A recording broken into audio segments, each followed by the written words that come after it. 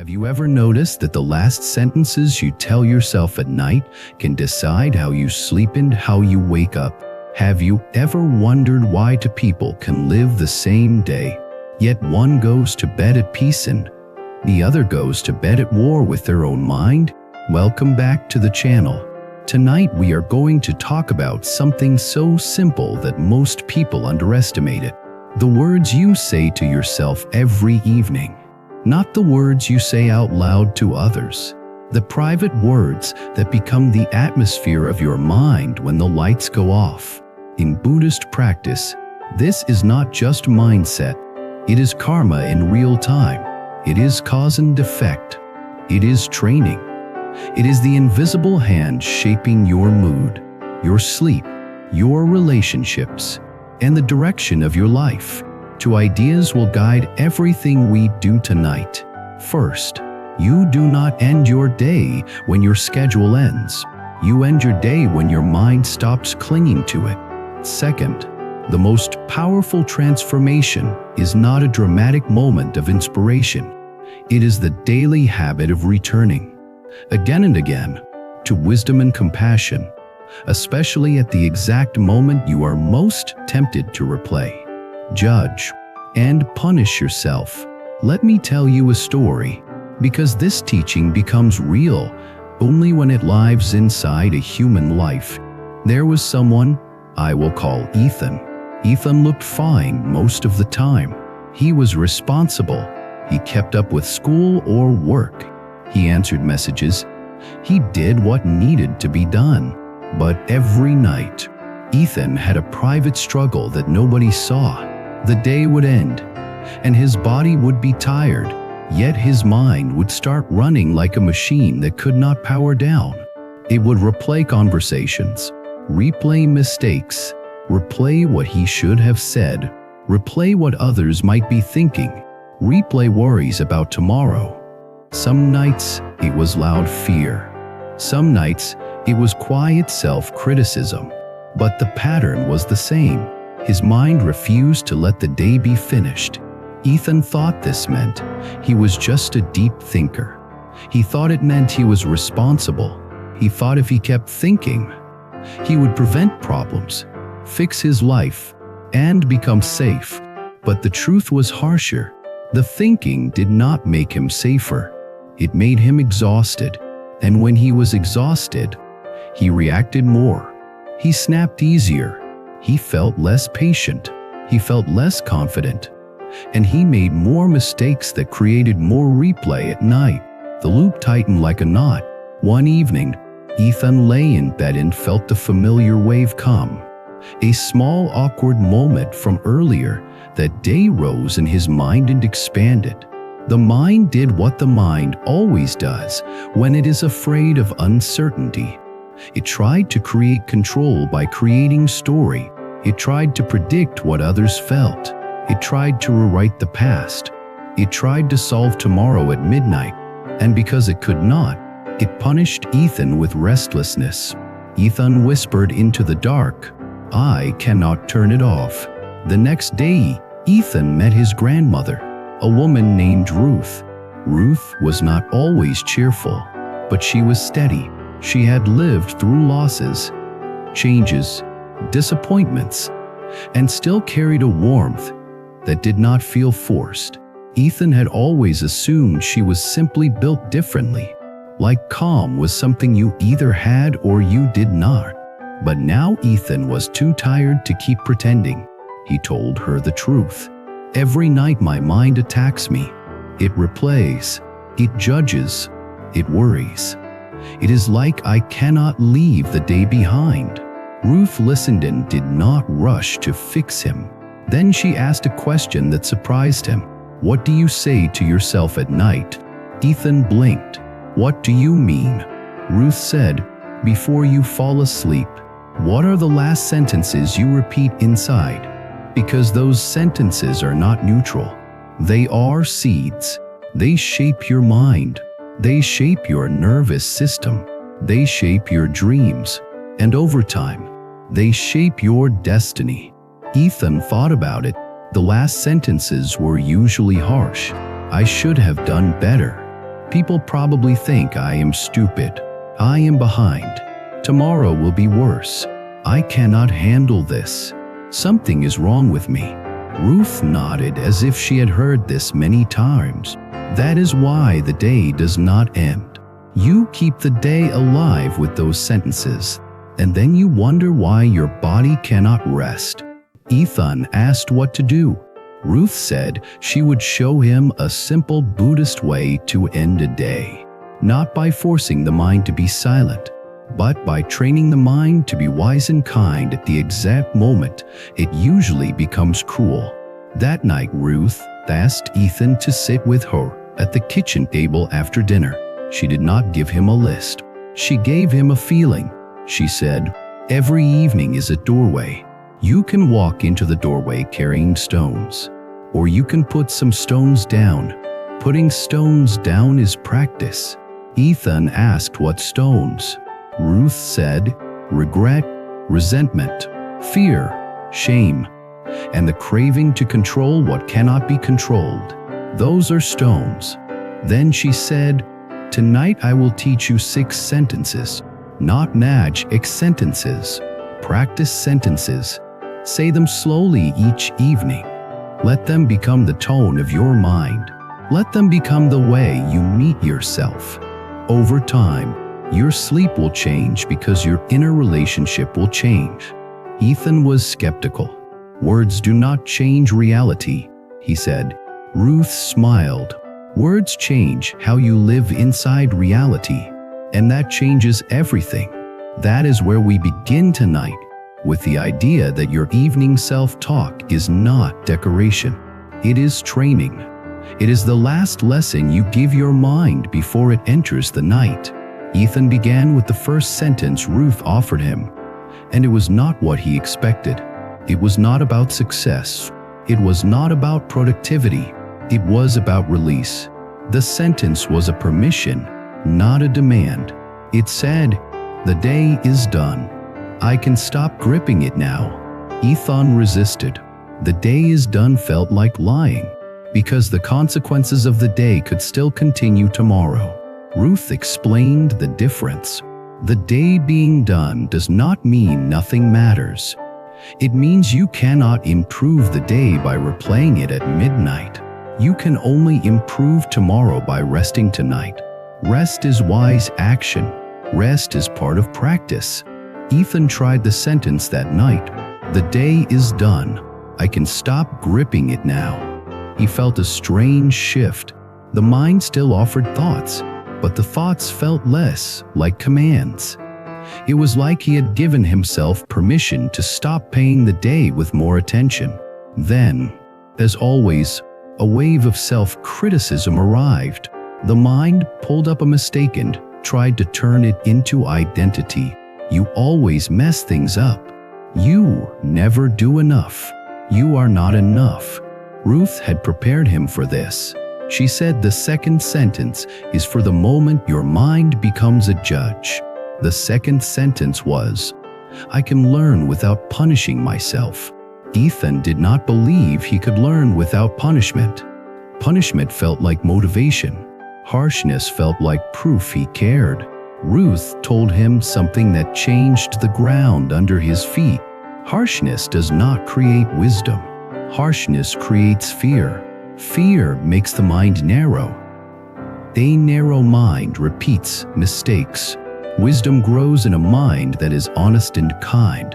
Ethan tried the sentence, "I can learn without punishing myself." The mistake did not disappear, but the shame softened. And when shame softened, the mind became clearer. Ethan saw the mistake as a lesson instead of a verdict. This is an important Buddhist point. A lesson is cause and effect. A verdict is identity. Buddhism is about seeing cause and effect clearly so you can choose wiser causes. Buddhism is not about building a permanent identity out of one moment.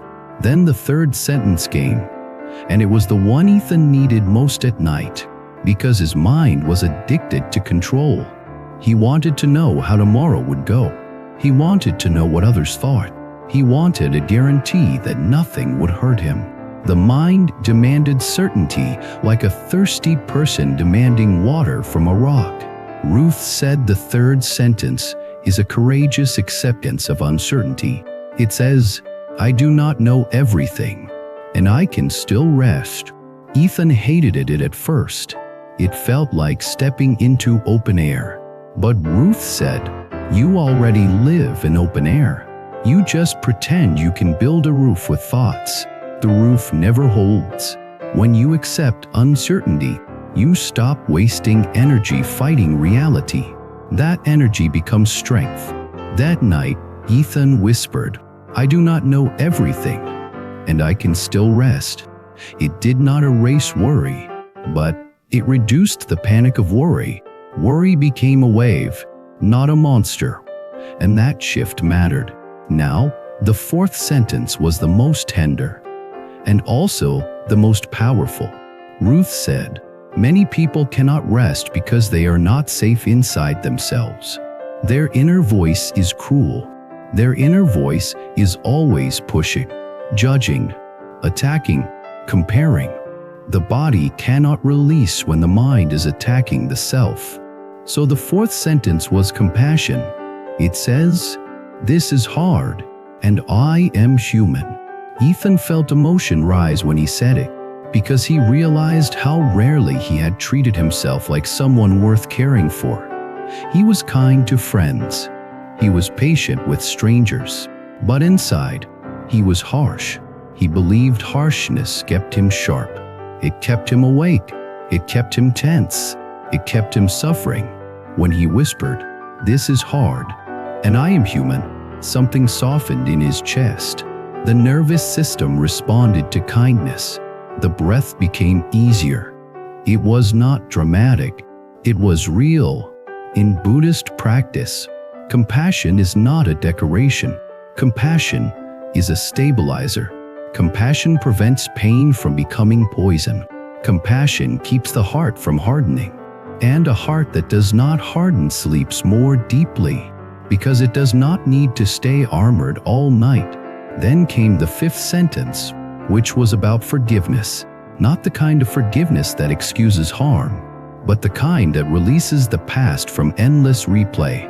Ethan carried many small regrets, not crimes, just human moments, awkward words, missed chances, things he wished he did better.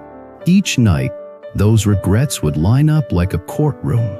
Ruth said the fifth sentence is the act of putting down the gavel. It says, "I release what I cannot change, and I choose the next wise step tomorrow." Ethan asked, "What if I should feel guilty? What if guilt keeps me from repeating the mistake?" Ruth explained the difference between guilt and wisdom. Guilt without action becomes rumination. Rumination becomes suffering. Wisdom sees clearly, learns, and then stops chewing. The purpose of reflection is not to punish. The purpose of reflection is to grow. Ethan practiced this. He looked at one regret and asked, "Is there a wise step I can take tomorrow?" Sometimes the answer was yes. Apologize, clarify, fix something small. Sometimes the answer was no. It was already done. When the answer was no, he practiced releasing. He said, "I release what I cannot change, and I choose the next wise step tomorrow."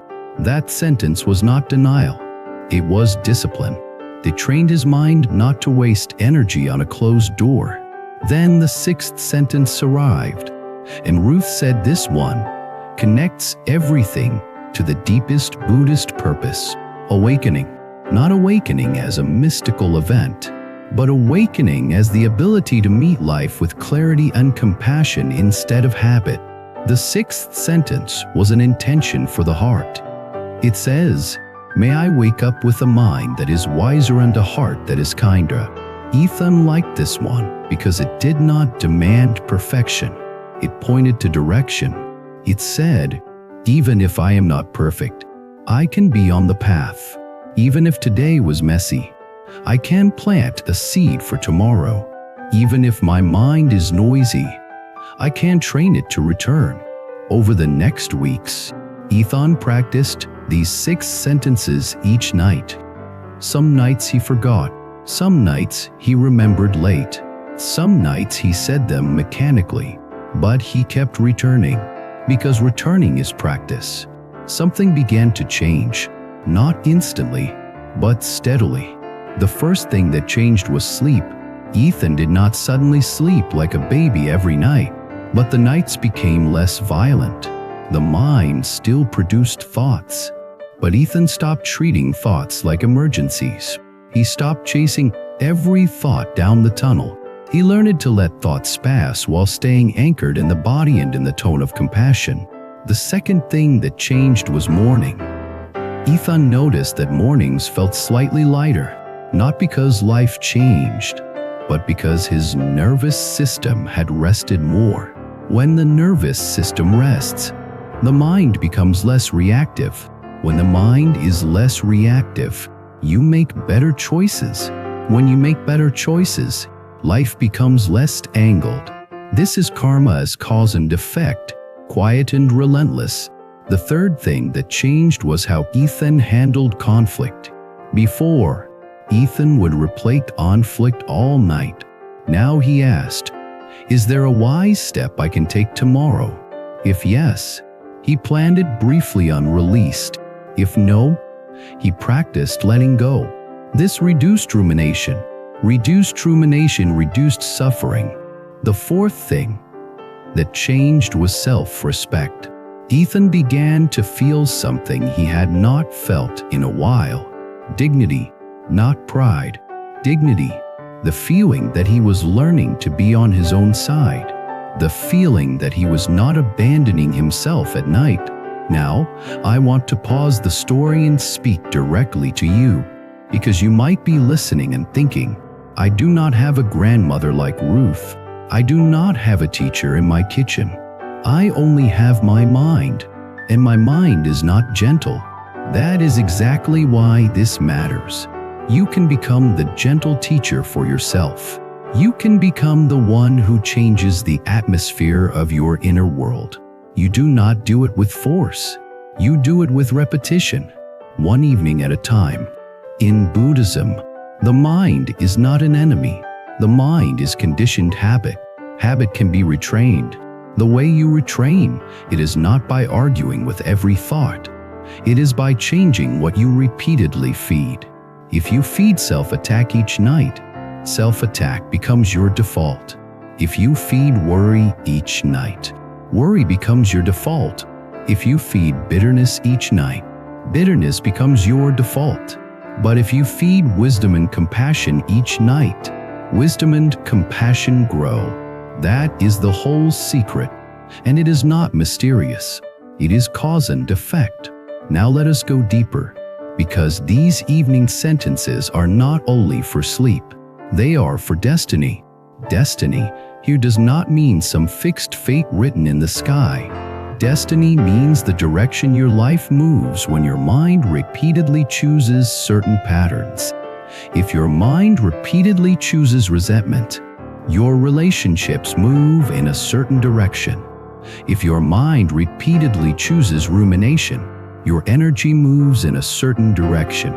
If your mind repeatedly chooses compassion, your life moves in a different direction. So when you practice evening self-talk, you are shaping the next day. You are shaping what kind of person you become under pressure. You are shaping whether pain turns you bitter or turns you awake. Ethan eventually discovered something important. The evening is when the mind tries to judge the whole day. It tries to declare a final meaning. Today was a failure. Today proves you are behind. Today proves you are not loved. Today proves you are not enough. Those declarations feel like truth, but they are often only emotion speaking in the language of certainty. The Buddhist path trains you to notice that and not obey it. When you say, the day is done, you stop making the day an endless trial. When you say, I can learn without punishing myself, you stop training shame. When you say, I do not know everything, and I can still rest. You stop demanding certainty. When you say, "This is hard, and I am human," you stop abandoning yourself. When you say, "I release what I cannot change, and I choose the next wise step tomorrow," you stop chewing closed doors. When you say, "May I wake up with a mind that is wiser and a heart that is kinder," you plant intention. Each sentence is a small awakening. Each sentence is a step away from automatic suffering. Now, there was one night that truly tested Ethan, and this is the part of the story that most people relate to. Ethan had a day that felt like it went wrong in multiple ways. A misunderstanding with someone he cared about, a mistake in something important, a moment where he felt embarrassed, a moment where he felt lonely. By evening, his mind was ready to attack him. He lay down and felt the old courtroom open. The mind presented evidence. The mind accused. The mind predicted a terrible future. Ethan felt the familiar urge to scroll, distract, numb. He almost did. Then he remembered Drew's voice. Every evening is a doorway. Ethan sat up, took one breath, and said the first sentence slowly. "The day is done. I can stop gripping it now." The mind fought back. "But what about tomorrow?" Ethan answered with the third sentence. "I do not know everything, and I can still rest." The mind attacked. "You failed." Ethan answered with the second sentence. "I can learn without punishing myself." The mind tried to sharpen the knife. "You are not enough." Ethan answered with the fourth sentence. "This is hard, and I am human." Then he practiced the fifth sentence. "I release what I cannot change, and I choose the next wise step tomorrow." He identified one wise step for tomorrow, a calm message to clarify the misunderstanding, a small fix for the mistake. Then he stopped chewing. Finally, he said the sixth sentence. "May I wake up with a mind that is wiser and a heart that is kinder." Ethan did not feel instantly happy, but he felt something that mattered more than instant happiness. He felt steadiness. He felt like he had not betrayed himself. He fell asleep later, and he slept deeper than he expected because the battle had ended. The next day, he took the wise steps he planned. The misunderstanding softened. The mistake was corrected. The world did not end. The mind learned a new lesson. You do not have to panic to be responsible. You do not have to punish yourself to improve. You do not have to solve tomorrow at midnight to be safe. That is real Buddhist wisdom. It is not a quote. It is a lived shift. Now I want to share a reflection that often helps people feel immediate relief. Many people believe they need to think more to feel safe, but often what they really need is to trust practice. Thinking has a place. Planning has a place. Reflection has a place. But the mind tends to keep thinking long after thinking stops being useful. There it is when thinking becomes suffering. So if your mind is loud at night, try this inner question. Is my thinking producing a wise action, or is it feeding the loop? If it produces a wise action, write the action down and release. If it feeds the loop, return to the evening sentences and the breath. This is how you train a mind that becomes less reactive over time. I also want to speak carefully about something common. Some people feel heavy at night, not only because of stress, but because they feel alone or overwhelmed. If you feel persistently heavy in a way that affects sleep, appetite, focus, or daily functioning, it can help to talk with a trusted adult or a qualified professional in your real life. Seeking support is not weakness. It is wise action. It is compassion in motion. Now, let me close by summarizing the deeper meaning of these evening reminders without turning it into a list, just a clear feeling. At night, your mind will try to drag you into the past and the future. The past to replay and regret. The future to worry and fear. The Buddhist path invites you to come back to the present with compassion, not by forcing silence, but by changing the relationship with thoughts. You end the day by releasing grip, not by winning every thought battle. You become wiser by learning, not by punishing. You become calmer by accepting uncertainty, not by demanding guarantees. You become stronger by compassion, not by inner violence. You become freer by choosing the next wise step, not by chewing what cannot change. You shape destiny by planting intention, not by chasing perfection. That is the evening practice. That is the quiet secret. The last words you say to yourself at night become the emotional climate of your life. Now I would love to hear from you. When you lie down at night, what is the main voice you hear inside? The planner, the critic, the worrier, the replayer, the one who feels lonely, or the one who feels pressured to be perfect? And which evening sentence from tonight feels like it could help you the most in the next 7 nights?